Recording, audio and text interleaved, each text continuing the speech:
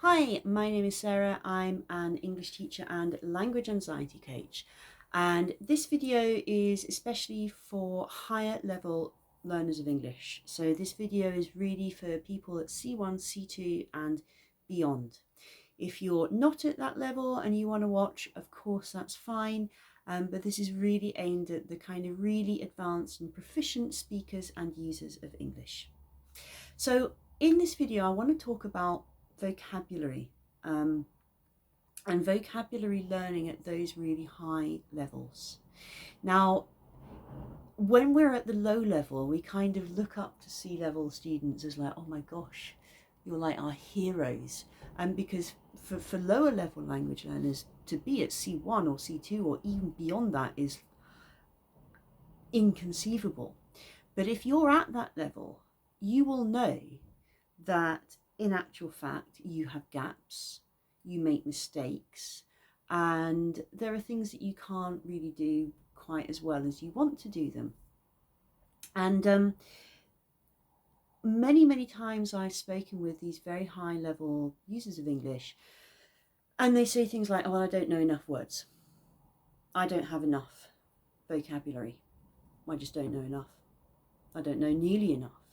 And it's a really interesting, well, for me, problem, this, because you are, if you're at that level, very advanced, very capable, very proficient, and yet you have those gaps in your language, and they kind of annoy you and they frustrate you. And the problem is, really, by this level, it's not like at B1 where someone might say, well, I don't know enough words about the weather, or I don't know how to complain in English. You know, by those C levels, it almost becomes kind of intangible what you don't know. You just know that you don't know something, but you don't really know what it is that you don't know. And then you're stuck because you're like, well, I know I don't know enough, but I don't know what I don't know and I can't do anything about it. So I'm going to be talking about this a little bit in this video. Now, I love to read, and I've got a favourite book which I have read, I don't even know how many times. I had it when I was a kid and I still read it even to this day. And the book is called A Wizard of Earthsea, and it's by an American author called Ursula Le Guin. She's no longer with us. She died a couple of years ago. But it's basically a fantasy story about a wizard. And in the first part of the book, the wizard, he has to go on a boat trip, basically, and he has to have a conversation with a dragon. Now, the dragons in this story, they're not necessarily, well, they're not evil at all, they're just dragons.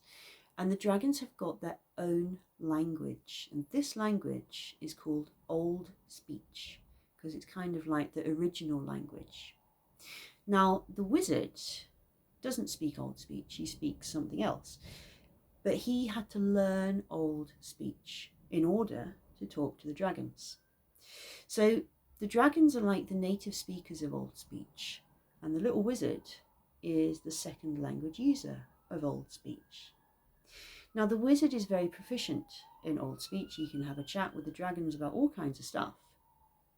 But the dragons, they can manipulate and they can lie and they can twist this Old Speech so they get what they want. And the poor little wizard, well, he can't do that. It's not possible for him to do that in Old Speech. Now, I think this is quite an interesting parallel between this book and the problems that super advanced English speakers have, because in a way you're like that wizard. You've learned English, you've learned it to a really high level, but it's not your first language, and it just isn't the same. It doesn't feel the same, you don't process it in the same way, you make mistakes that you wouldn't do, it brings up different feelings than your first language. And I think it's a really interesting problem, this, because you want to be better. I know you do. You want to be learning, you want to be growing. And yet you're kind of almost trying to aim for something that may not ever be possible for you. Okay? Because I think that what most very proficient English as a second language speakers, it's terrible to say that, want is to be as good in English as they are in their first language all the time. And I would just gently question whether that is really actually possible. If you're young and you come and live in England for the rest of your life, well, hey, you know, if you're living here for 60 years, yeah, maybe.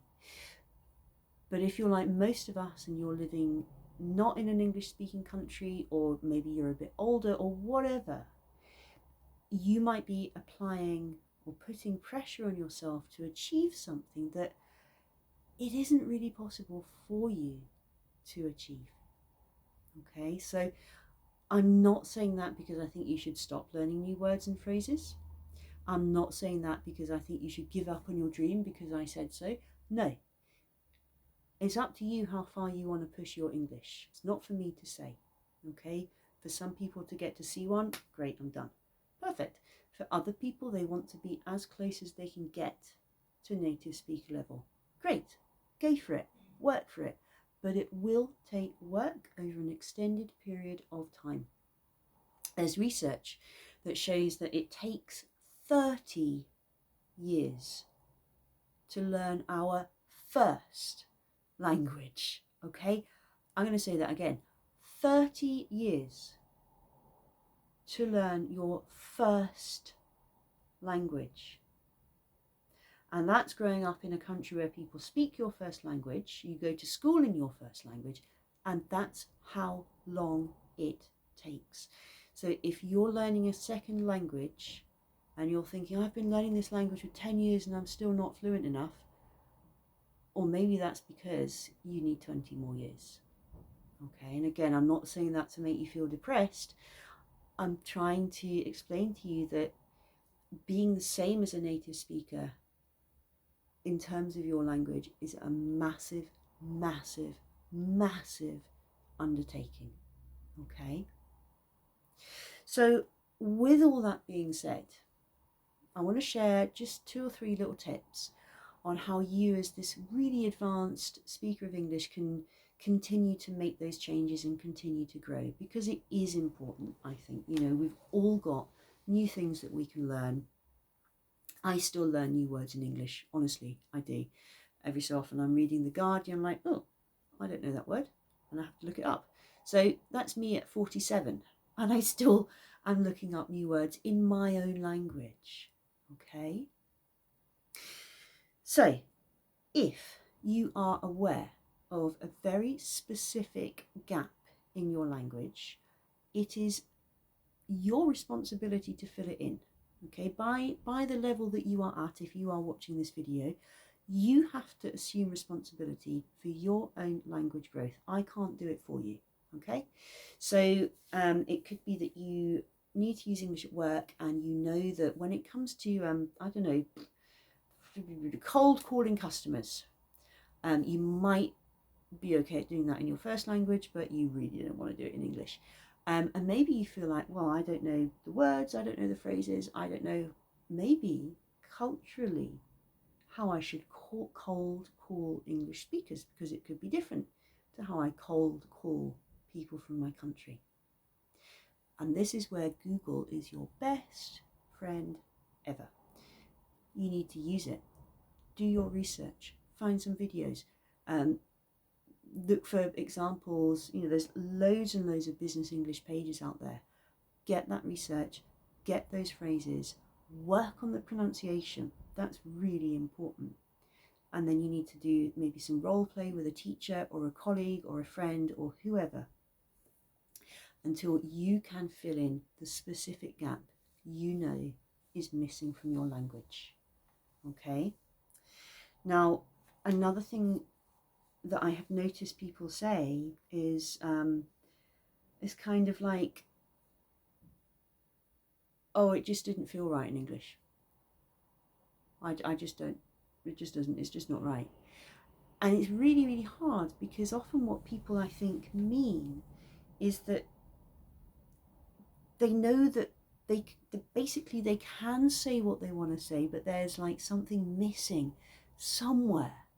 There's like this kind of subtle nuance that they can't quite get across. So again, you have to be responsible for that.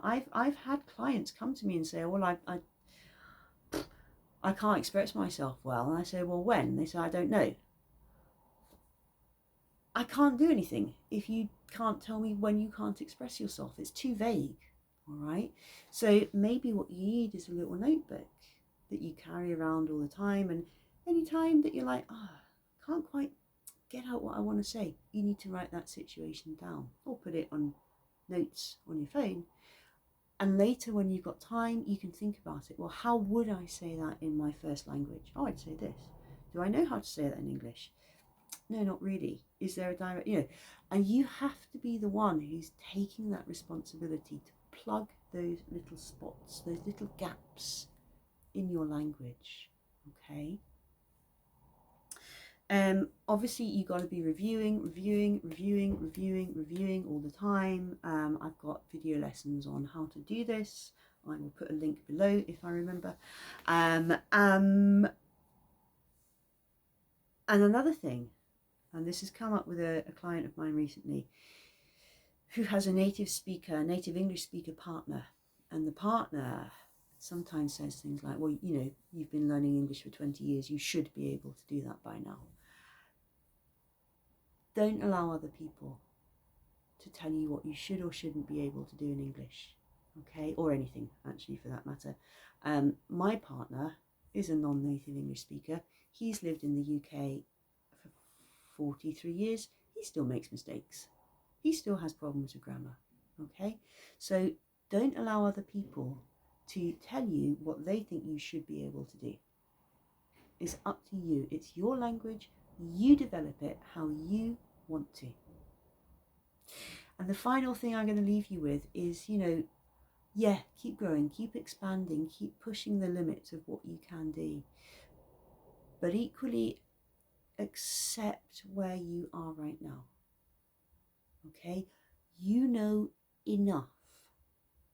If you are still watching this video at this point, you know enough to follow me talking about the stuff that I talk about.